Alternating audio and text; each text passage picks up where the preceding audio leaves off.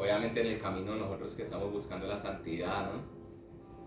¿Por qué sigo fallando con esto mismo? Dios mío, ¿por qué sigo que doy 3 pasos y retrocedo 4 y otra vez así y otra vez para atrás, otra vez para adelante? ¿Por qué, Señor? ¿Por qué pasa esto? Ya estoy cansado. Pero, y es como, y uno le dice a Dios, Dios, ¿por qué no te llevas ya esto de mi vida? ¿Por qué no te llevas ya esto de mi corazón?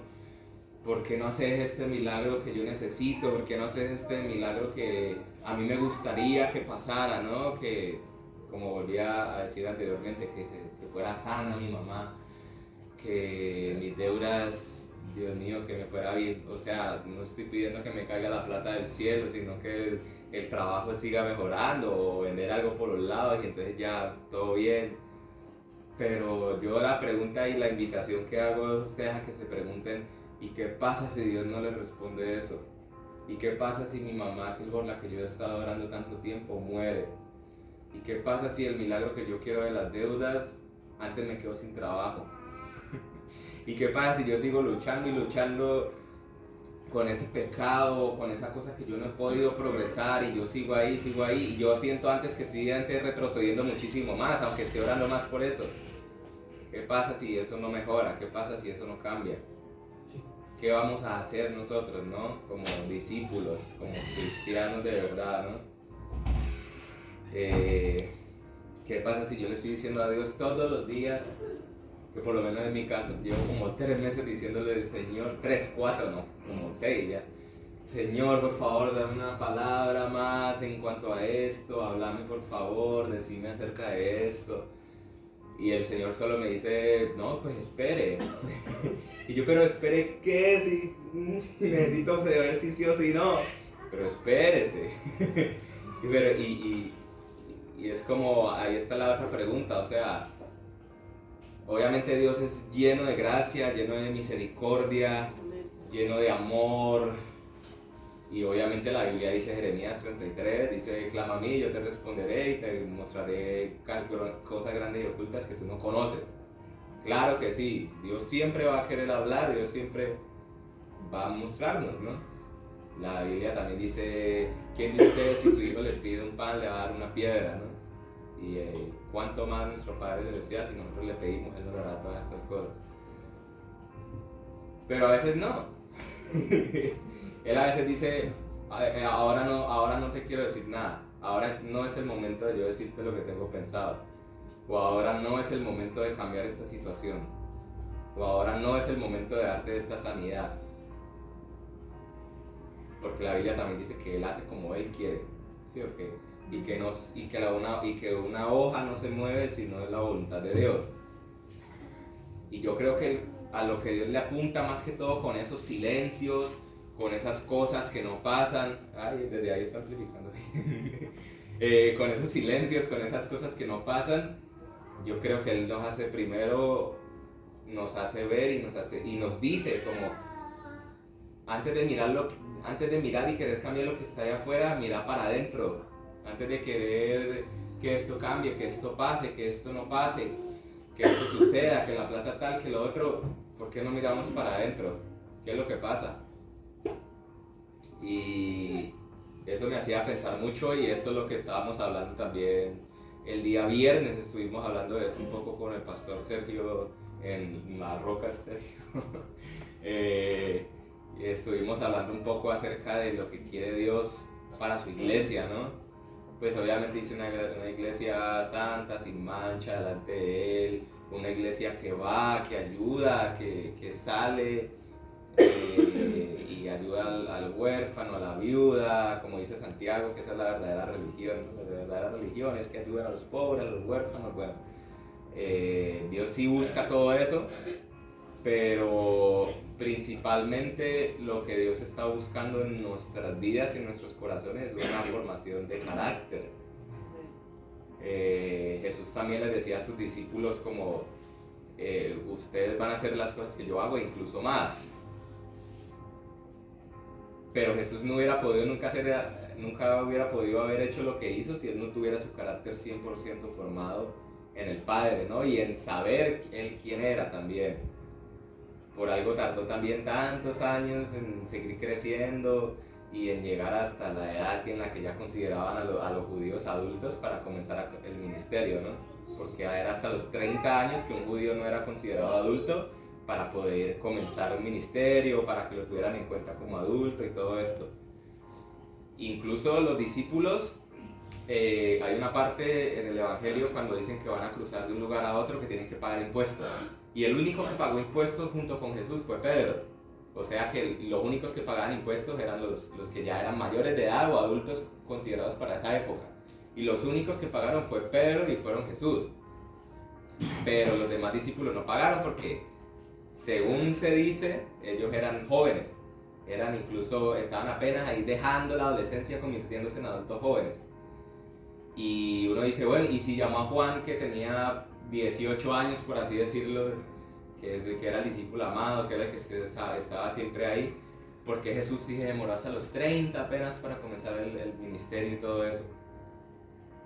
Hay otro versículo también que dice, y Jesús crecía en estatura, en sabiduría y en gracia para con Dios y para con los hombres, ¿no? O sea que él también, siendo el Hijo de Dios y siendo un humano, tuvo que crecer en su carácter y tuvo que crecer en la forma en la que trataba a los demás, en la forma en la que llegaba a su hogar y estaba ahí con José, con María, con los otros hermanos también, que ya comenzó a tener después, porque eso es lo que está buscando Dios para nosotros, ¿no? No simplemente que nosotros vivamos, por así decirlo, de chispazos, que nosotros vivamos, o como se me viene a la mente, Rápidos y Furiosos, que ellos estaban ahí en su carrera, estaban andando y hasta que no le metían el botón del nitro, que le daban y salían ya más disparados, hasta ahí ellos estaban ahí con dificultad para seguir avanzando. Y se me viene a la cabeza pues como un buen ejemplo para nosotros también, ¿no? Que a veces nosotros como cristianos, y yo me incluyo ahí demasiado, porque muchos años también fue así, que comenzamos a vivir de chispazos, y ni siquiera chispazos de nuestro propio motor, de nuestro propio tanque de combustible, como la película, sino de otro extra que sin eso quién sabe cómo andaríamos. Ya trayéndolo ya algo más lógico para nosotros, sería del venir acá a la iglesia y no sé, obviamente algunos de nosotros de los que estamos aquí estamos comenzando un camino, no llevamos mucho tiempo en el Evangelio, y obviamente necesitamos aprender, necesitamos alguien que nos guíe, alguien que nos dé una mentoría, alguien que nos dé un pastoreo, saber cómo tener una persona en quien apoyarnos, ¿no? Decir, no, yo estoy teniendo un día difícil, una vida difícil, una situación complicada, vení, por favor, te hablo esto, ora por mí y decime ahí qué tengo que hacer. Pero muchas veces comenzamos a volvernos dependientes de eso. Y no sé si acuerdan algunos de los que estaban aquí cuando yo vine la vez pasada en enero, que me tocó hablar a mí, yo hablé de los ídolos, de dónde está mi corazón, de dónde estaba el tesoro, de que ahí va a estar mi corazón. Y muchas veces eso se puede convertir en un ídolo. El venir a la iglesia, el asistir regularmente, en querer hablar todo el tiempo con mi pastor, en querer todo el tiempo que oren por mí, que hablen por mí, que todos los días haya administración, que todo esto, eso se puede convertir muy fácil en un ídolo para nuestra vida.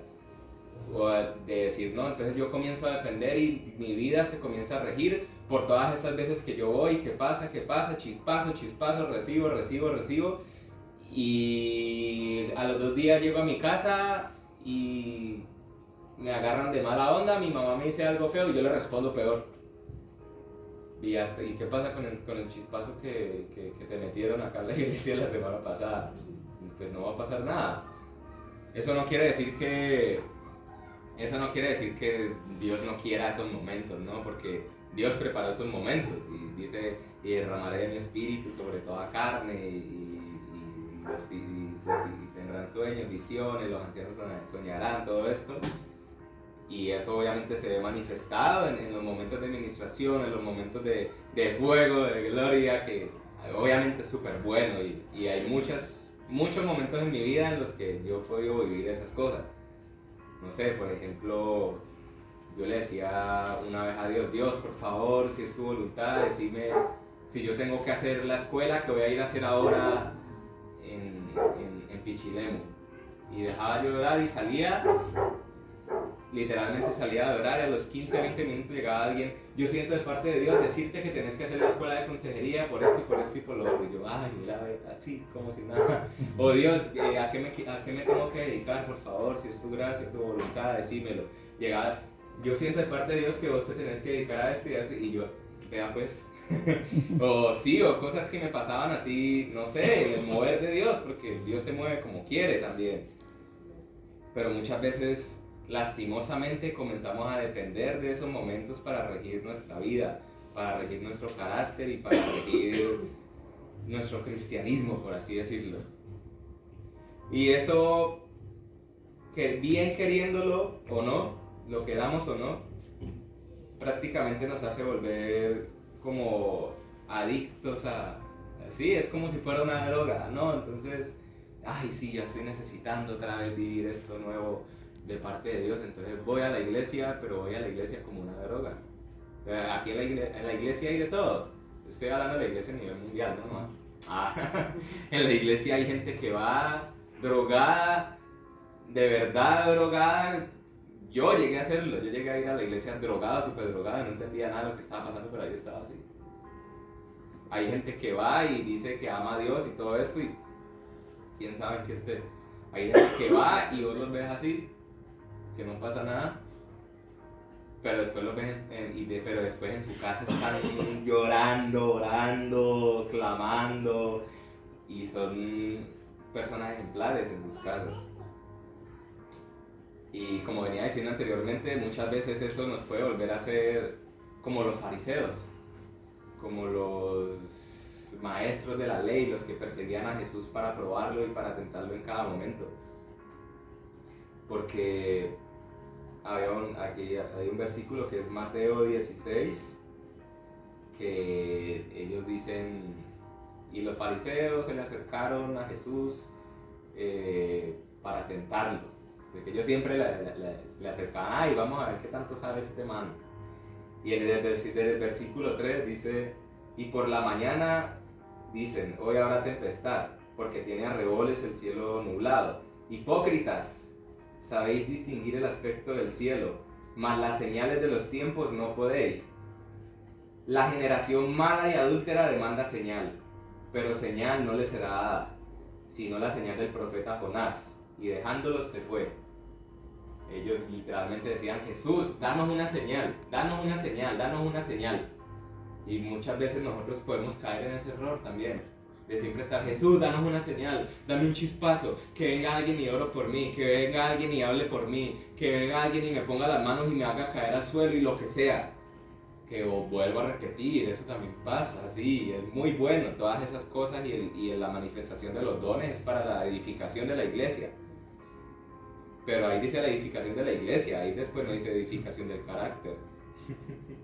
Porque si vivimos todo el tiempo de manda una señal, una señal, una señal, y después dice, en el último, en el 4 dice, la generación mala y adúltera demanda señal, pero señal no le será dada, sino la señal del profeta Jonás, y dejándolos se fue. O sea, como algo que ya pasó. Dice la señal del profeta Jonás porque eso es una alegoría a lo que iba a hacer Jesús, ¿no? Jonás estuvo dentro de la ballena.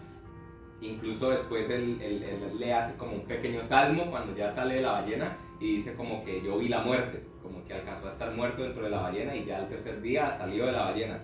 Entonces él dice, ya les dio esa alegoría y ustedes siguen pidiendo más cosas, sabiendo que así mismo yo voy a estar en la cruz y voy a morir por ustedes. Y ustedes siguen pidiendo más cosas cuando ya toda la obra está hecha.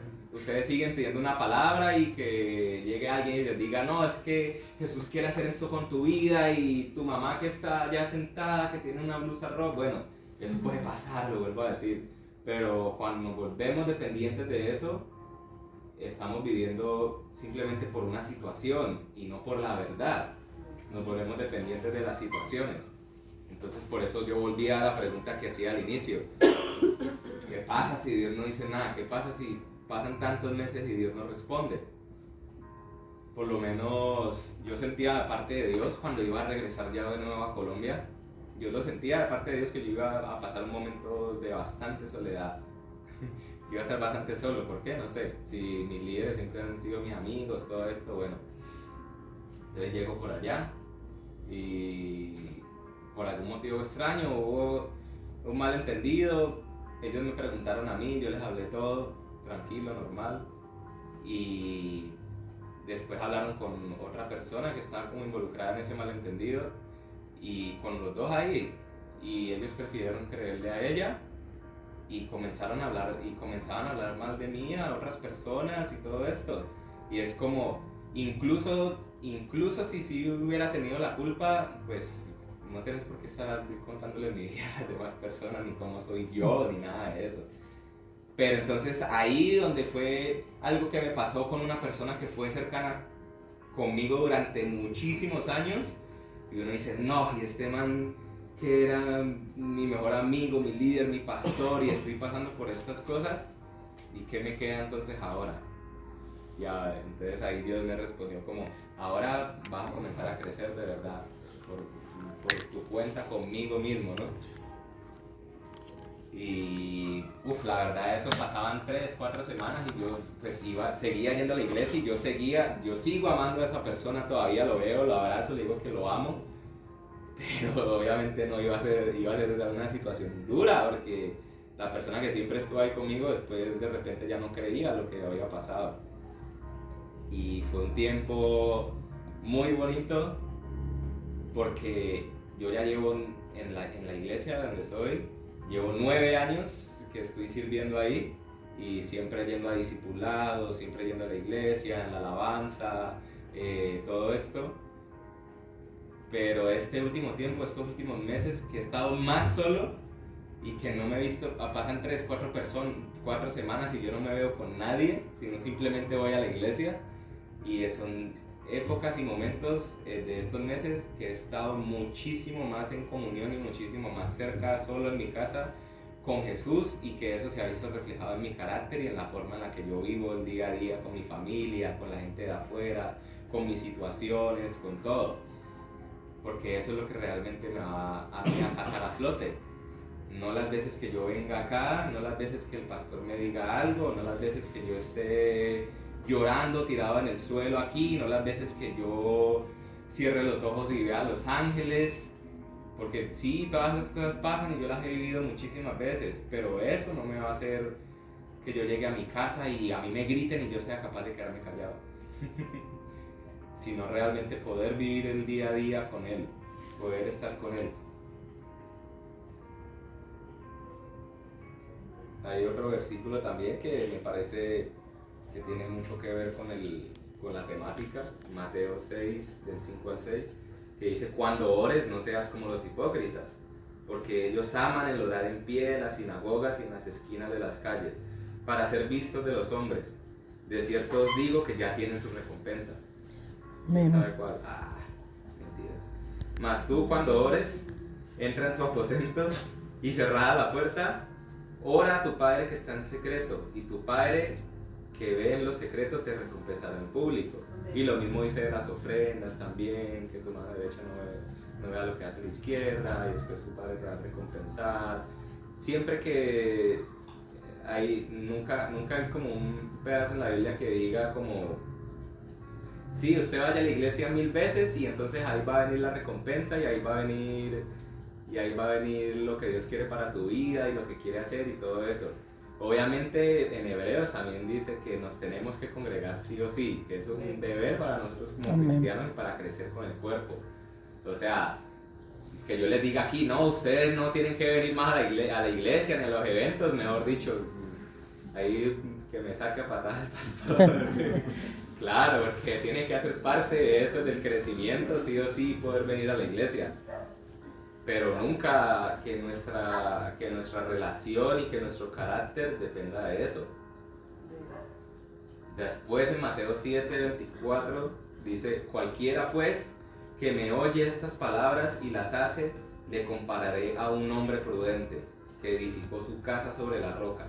Descendió lluvia y vinieron ríos y soplaron vientos y golpearon contra aquella casa y no cayó porque estaba fundada sobre la roca.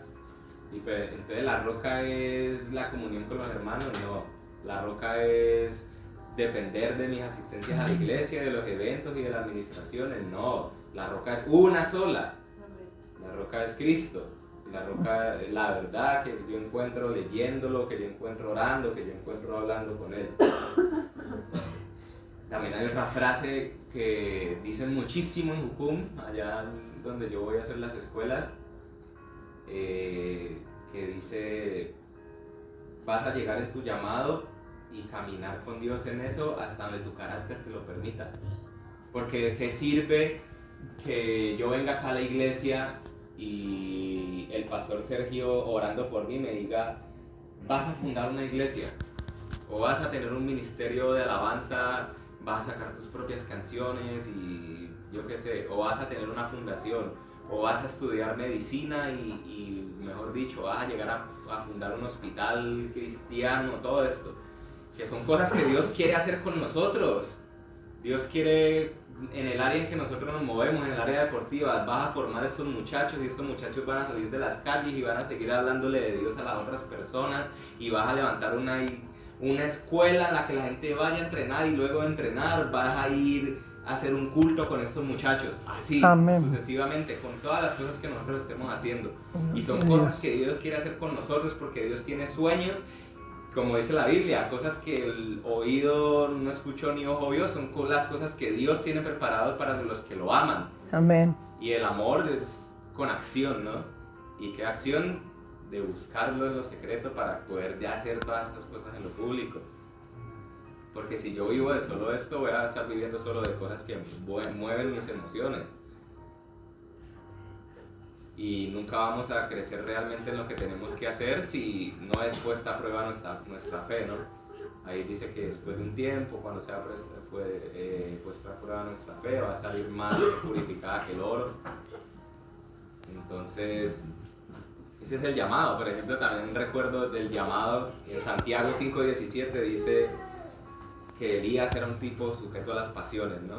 Uno de los grandes profetas que, mejor dicho, eso cuando tuvo que matar a todos esos profetas de Baal, todas las señales que lanzaba, todas estas cosas. Y en Santiago decía que él era un hombre sujeto a pasiones, como cada uno de nosotros. Tanto que, teniendo tanto poder y viendo con sus ojos cómo se movía Dios en su vida y en la vida de los demás y en el pueblo, cuando Jezabel dijo: voy a mandar a matar a este hombre, ¡ay! Se llenó de un temor. Él habiendo hace nada, una hoja atrás, habiendo matado a más de 100 personas, porque Dios le dio ese poder, y llega alguien y le dice: mándenlo a matar, quiero su cabeza. Y él: ¡ay, Dios mío! ¿De qué le sirvió entonces ver todo el poder manifestado de Dios? De nada, porque tuvo miedo y huyó. Ahí igual Dios lo usó como un ejemplo para que nosotros viéramos que yo puedo aquí hablarle en lenguas y traducírselas en este mismo momento, y tocar al pastor y que le ponga la mano encima y le cae todo el pelo, yo qué sé. Así, y que de ese nivel de poder, pero después llega y me pasa algo y yo me derribo.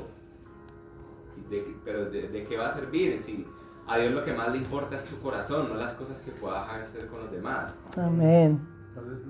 Y Dios quiere que vos tengas un corazón firme en Él.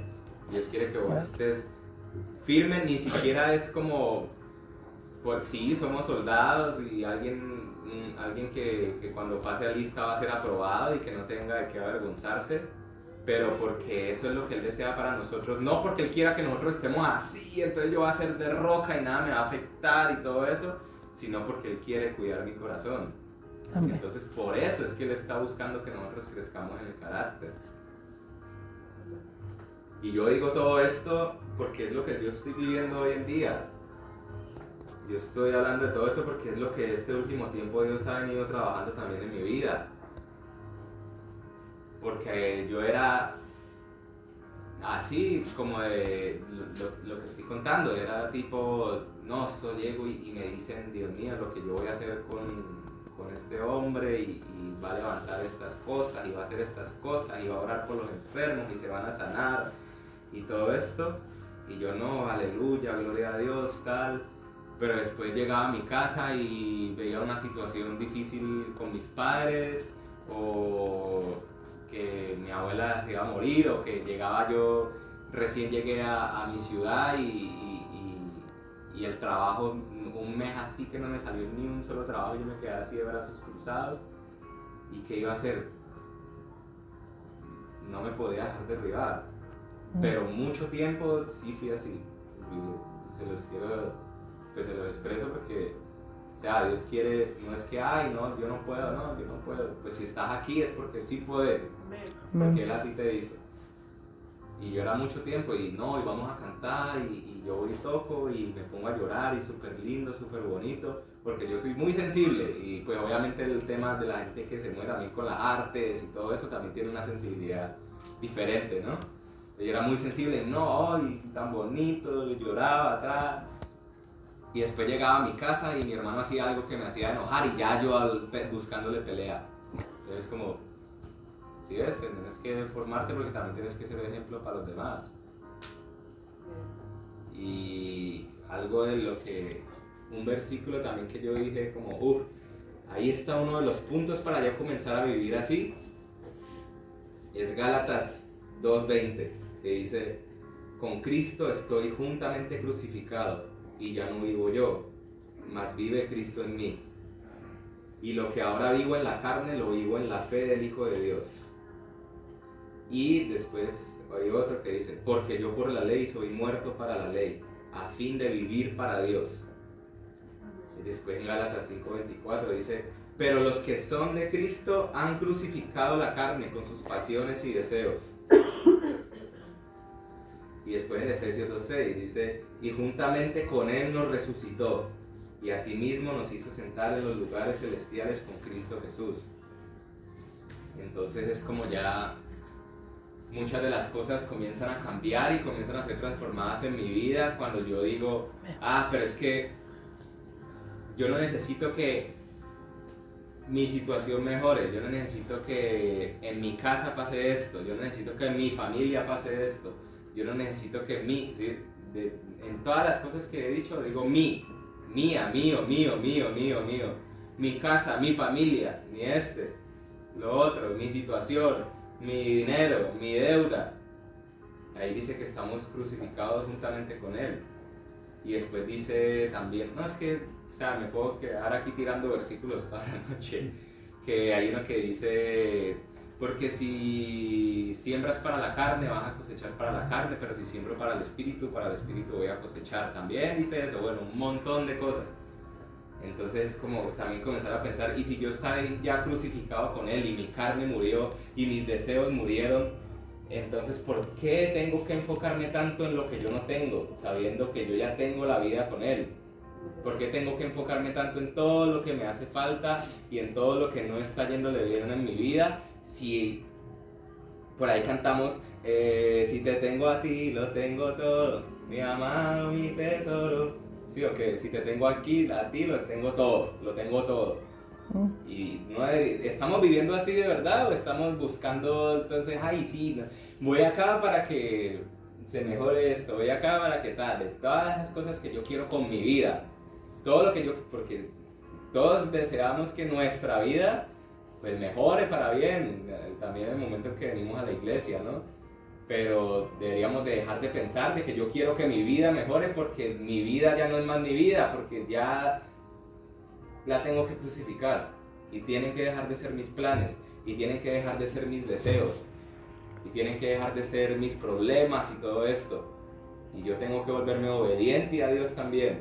Hay muchas de las personas que de pronto estamos aquí que sí hemos vivido muchas de las situaciones o muchas de las vivencias mucho tiempo por las emociones, por lo que ha pasado, pero esto también es una decisión de decir, no importa lo que pase, no importa cómo yo me sienta, yo decido obedecer a lo que Dios está diciendo aquí en su palabra, y es que yo ya morí y que yo ya tengo que dejar de sembrar para las cosas de la carne y para mis propios deseos, y tengo que obedecer. Cuando dice ore, vaya a su casa y lea la Biblia, porque pues mi pueblo perece por falta de conocimiento, ¿no? Vaya, ore, vaya, pase tiempo con Él todos los días, y ahí es donde sale el fruto, realmente donde sale el fruto del Espíritu Santo.